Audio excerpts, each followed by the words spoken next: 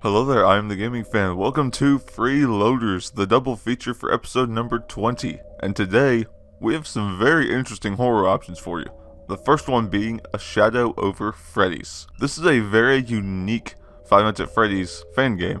It kind of combines point-and-click traversal from Five Nights at Freddy's sister location and having to listen for your adversaries, and kind of like in Five Nights at Freddy's 4. However, it combines these things in a sort of free roam point and click. I don't know if you can call a point and click free roam. I mean, I get it, you're free to move wherever you want, but I don't think free roam is the right tag for that. But anyways, immediately you'll notice the black and white aesthetic. And although it does keep things mysterious, I don't know if the black and whiteness really enhances anything. I don't think it enhances the atmosphere or anything like that. It is still cool though. It does keep things mysterious and I like that. It also makes the environment look sort of samey. So you have to actually know where you're going. You have to remember where you're going, especially in the middle when you get into all these tables and whatnot. That can get kind of confusing. I did say something like this in the Zardy's Maze video, which was the second game of episode 10, that the game starts off being really scary and then eventually turns into a challenge that you just want to beat. And I would say the same for this game, although I also say that it stays scary longer than Zardy's Maze did, although they're two completely different games, so they're not worth comparing. But this one I think stayed scary a little bit longer. The jump scares get you better than most of the Five Nights at Freddy's games. They're more surprising. However, there are enough audio hints coming your way to know when stuff's going to happen, and so it's not completely surprising. Either way, the game is still really scary, but is it absolutely terrifying? I think I overused the word terrifying in some of these videos. I'm going to try to stop doing that, but I also don't want to say scary every single time, so I don't know, I'll figure that out. But I wouldn't say the game is utterly terrifying. It is still really scary though. It's like I was dead nervous and I did not see most of those jump scares coming. Not gonna lie. And unlike Five Nights at Freddy's games, their only objective is not just survive till 6 a.m. You have to actually go around the place and do stuff, which is both scary and awesome. But A Shadow Over Freddy's, a very good Five Nights at Freddy's fan game that took some very unique ideas, put it together, and came out with a pretty good fan game.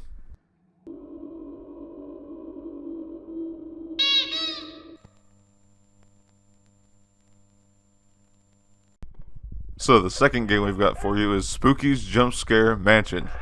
It used to be called Spooky's House of Jumpscares, but I guess someone got heard about licensing or something. I don't know. Some of you will probably recognize this game from years ago.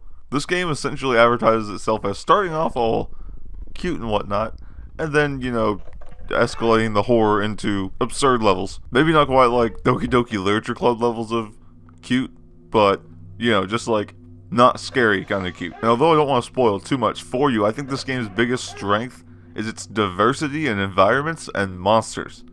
Because the player has to go through 1,000 rooms to complete the game, because I guess 500 was not enough, and 750 also wasn't enough, 900 wasn't enough, we need 1,000. Since you have to go through 1,000 rooms, that leaves a lot of open room for environment and monsters. And some of these monsters are pretty dang terrifying, but some of them also have their own mechanics to survive. So one you might have to hide from, one you might have to take an axe to the face, and another you just have to run. That's really most of them though, you kind of just have to run. But some of them you have to run from in water, sometimes you have to run from them while making sure they're not following you. And yeah, it's just really unique monsters and environments to actually run and survive in. I think that's the game's biggest strength. Game's biggest weakness is probably repetition. It can get kind of tedious just running through these rooms constantly, and it will take you a while. And if you die, you're going to be put back quite a bit. So I would say that's probably the game's biggest weakness, but the game is still really scary. Although I would say that this game is not as scary as, well, I don't know, the game's pretty scary. Actually, I take that back. I would actually say this game is more scary than A Shadow Over Freddy's, just because it constantly throws new things at you, and you don't get used to anything. So I would say that this game is probably scarier, but A Shadow Over Freddy's has a stronger initial shock value, I would say, because of the limit in vision, and the aesthetic is also pretty nice looking. And the sound design too in both of these games is also really fantastic. But that is going to be it for me. Two very good horror game options for you, and both should perform perfectly fine, because Shadow Over Freddy's kind of uses a similar method as Scott Cawthon did with his actual Five Nights at Freddy's games, and sort of just using images as opposed to actually 3D modeling everything.